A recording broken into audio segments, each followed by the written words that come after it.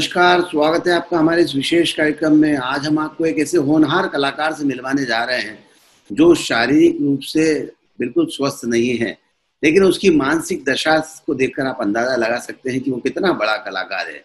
सदी के महानायक अमिताभ बच्चन किसी के बारे में ट्वीट करें, उसकी कला की तारीफ करें, तो मान लीजिए कि हम किस कलाकार से मिलवाने जा रहे हैं। उसी दर्जे का कलाकार है। मैं आपकी मुलाकात आयुष से करवाने जा रहा हूँ। आयुष, स्वागत है आपका हमारे इस कार्यक्रम में। आयुष के साथ इनकी मम्मी सरोज जी भी हैं, आपका भी स्वागत है। आयुष कुंडल, सरोज कुंडल, आप दोनों का स्वागत है। सरोज जी, चूंकि आयुष ज्यादा बोल नहीं पाता है, लेकिन फिर भी आयुष, कैसे हो आप? अरे वाह, क्या बात है, बहुत खूब। तो आयुष, अभी अमिताभ बच्चन जी ने आपकी फोटो, जो आपने उनकी पेंटिंग बनाई, उसको ट्वीट किया, तो अच्छा लग रहा है आपको? क्या बात है, क्या बात है। बहुत बढ़िया, बहुत अच्छा लग रहा है उसको। बहुत लग रहा है। सरोज जी, आयुष के बारे में मैं थोड़ा जानना चाहता था कि ये किस तरह से ये सब हुआ, और अभी आप इसको इतना मोटिवेट करती हो, तो आपकी भी तारीफ जितनी की जाए कम है।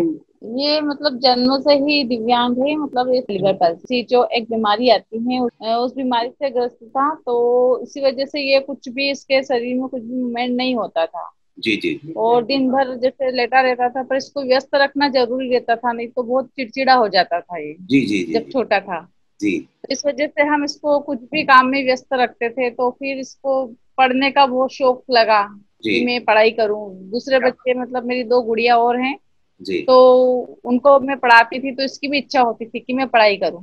जी तो उसको हमने जैसे प्लास्टिक के अक्षर लाके और फिर दिए, उससे इसने अक्षर पहचानना शुरू किया। फिर अक्षर को जमाना शुरू किया, इसने पैरों से ही जमाता था अक्षर क्या को। बात, बहुत खूब। और फिर ऐसे ऐसे ही मतलब वो धीरे धीरे मतलब अक्षर बनाना, नाम लिखना, सारा वो सीखता चला गया। और फिर इसको यही मुक बधिर स्कूल है हमारे पानी में, नर्मदा मुक बधिर स्कूल, तो जी, वहां पे हमने इसको पढ़ाई भी करवाई।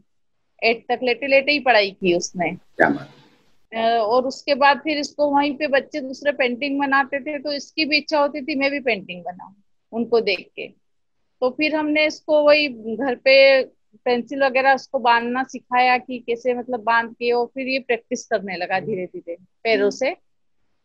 और शुरुआत में तो अच्छी नहीं बनती थी, पर उसको ही हम सब देख के और बहुत खुश होते थे, और उसको भी खुशी मिलती थी कि मैंने कुछ बनाया है। क्या बात, बहुत खूब। और वो बनाते बनाते ही मतलब उसको बहुत इतनी अच्छी फिनिशिंग और इतना अच्छे से बनाने लग गया ये। और अब यही मतलब सभी जैसे मोदी जी की, अमिताभ बच्चन जी की, इन सब की पेंटिंग ये बनाता है। जैसे अभी कोरोना चल रहा था, उसकी भी पेंटिंग इसने बनाई। और बहुत सारी जैसे जिस हिसाब से इसको अच्छा लगता था, ये पेंटिंग बनाने लग गया। जहाँ कहीं देख लेता था ये अच्छी है, उसको भी बना देता था। क्या बात है। तो आयुष, मोदी जी से मिलना चाहोगे आप? क्या क्या बात। उनके लिए पेंटिंग भी बना के रखी है उसने जी। कि ये पेंटिंग में मोदी जी को भेंट करूंगा जब भी मिलूंगा तब। आयुष, अमिताभ बच्चन से मिलकर कैसा लगा आपको? अच्छा। बहुत खुशी हुई थी इसको। जी, कब मिले थे आप अमिताभ बच्चन जी से? हम मिले थे 3 फरवरी को। अच्छा, तो अमिताभ जी को उस समय कोई पेंटिंग भेंट की थी आपने? हाँ, उस समय हमने उनको करीबन 10 पेंटिंग भेंट की थी, इसकी बनाई हुई सारी। ये बनाता रहता था, तो हमने 3 सभी ले गए थे और उनको फिर भेंट की थी। देख के भी सर बहुत खुश हुए थे।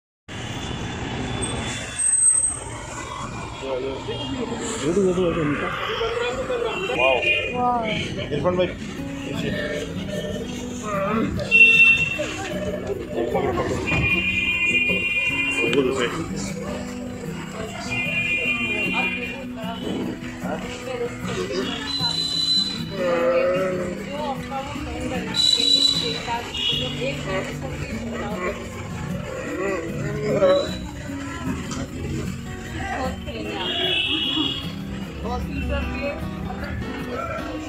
परेशान कर दिया सर से मिलाओ। इनकी मेहनत है, क्या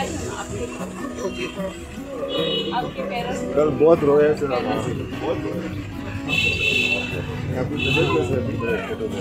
हाँ,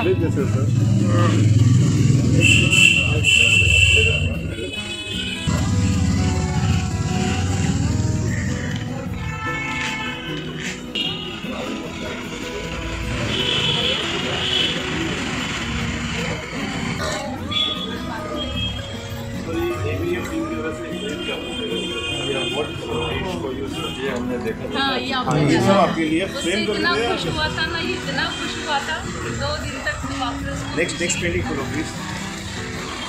अमित भाई बीच में प्लीज। कहीं ना कहीं सर इसको मोटिवेट करने में केबीसी और आपका बहुत बड़ा योगदान है। इतना ज़्यादा वो है। Next please.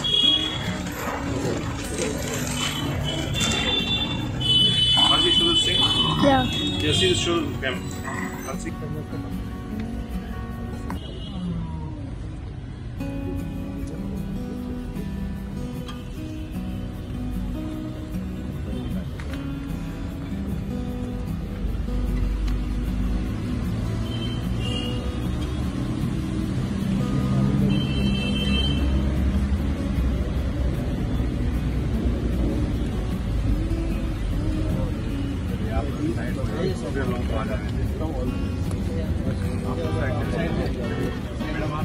क्या बात। सरोज जी, शुरुआती दौर में जैसा आपने कहा कि फिनिशिंग नहीं आती थी, तो आपको थोड़ी सी दिक्कतों का सामना करना पड़ता था। आपने कोई विधिवत पेंटिंग या ड्राइंग की शिक्षा ली है?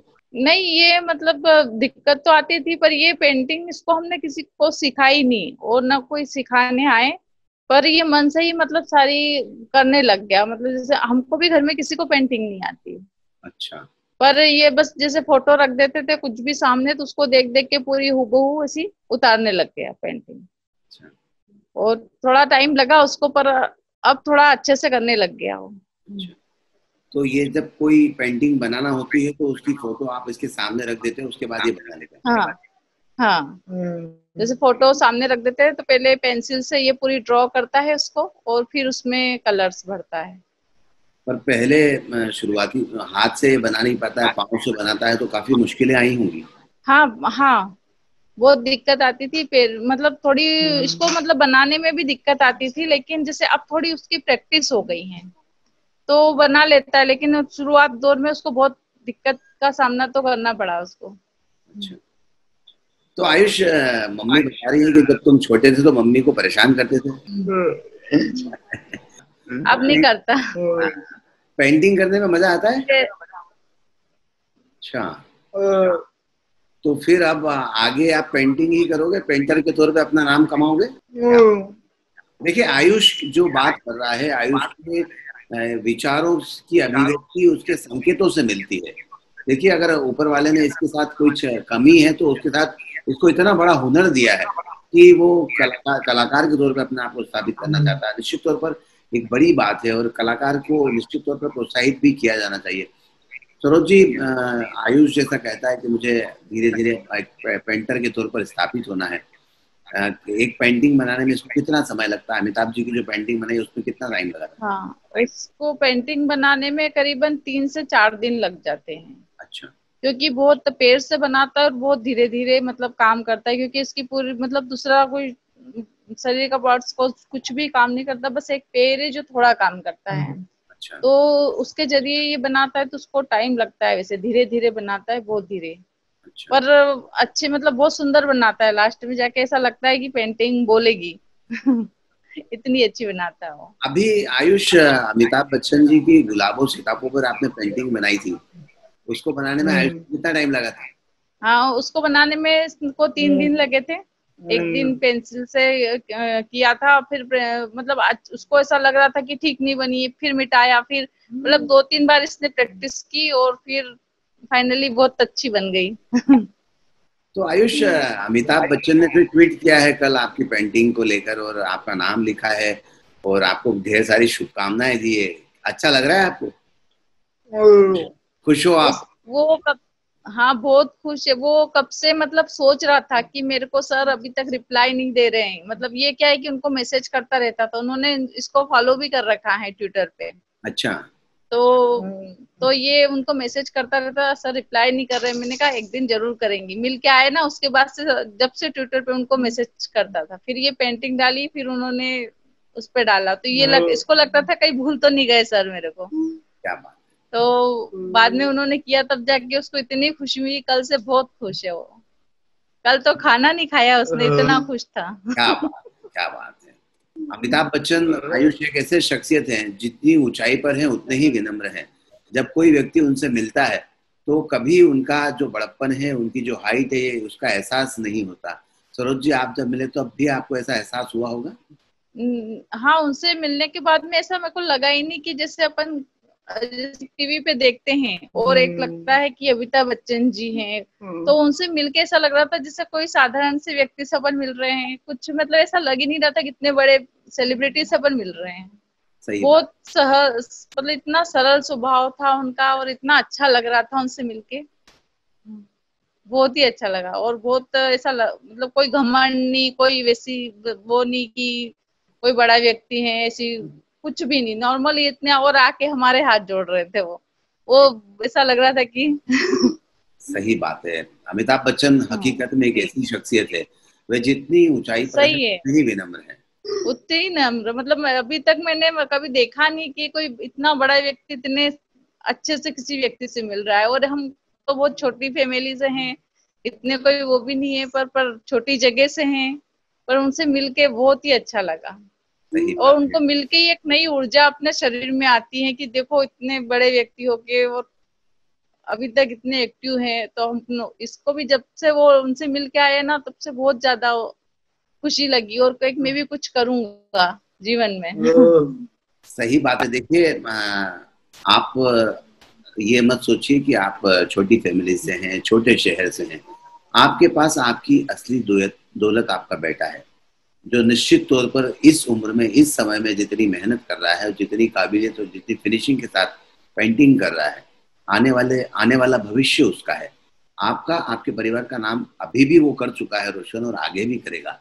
तो इस चीज को आपने इतना बड़ा काम किया है कि किसी बच्चे को सेरेब्रल पल्सी होने के बाद भी आपने उसकी इतनी सेवा करके उसको इस लायक बना दिया है कि वो एक बतौर पेंटर अपने आप को स्थापित कर रहा है पूरे देश में। अमिताभ बच्चन ने जब ट्वीट किया है तो आप यकीन मानिए कि इसके फॉलोअर्स में कितनी बढ़ोतरी होने वाली है, कितने लोग इसको चाहने वाले होंगे। आयुष, हम चाहते हैं कि जब भी आप इंदौर आए तो हमारे चैनल के स्टूडियो में जरूर आइए। हम आपके साथ फिर वहाँ लाइव पेंटिंग का भी एक आयोजन रखेंगे। और मैं चाहता हूँ कि तमाम सारे लोग जो इस शो को देख रहे हैं, उन्हें भी इस बच्चे से प्रेरणा लेना चाहिए कि इस तरह की विकृति के बावजूद एक बच्चा अपने आप को एक पेंटर के तौर पर स्थापित करने की कोशिश कर रहा है।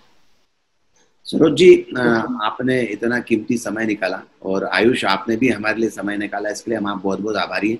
और साथ ही सरोज जी, मैं आपकी और आपके परिवार के हौसले और साहस की तारीफ करता हूँ कि आपने इतने विषम परिस्थितियों में जब माँ बाप उम्मीद छोड़ देते हैं, आपने एक लड़ने का जज्बा कायम रखा और अपने बेटे को इस काबिल बनाया।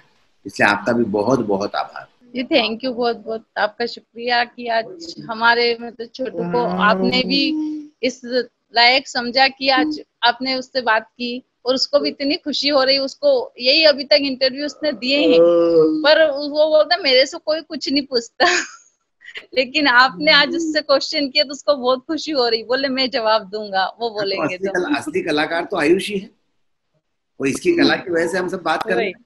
सही है ना आयुष? क्या बात है, बहुत खूब, बहुत बहुत आप तरक्की करें, उन्नति करें, हमारी ऐसी शुभकामनाएं।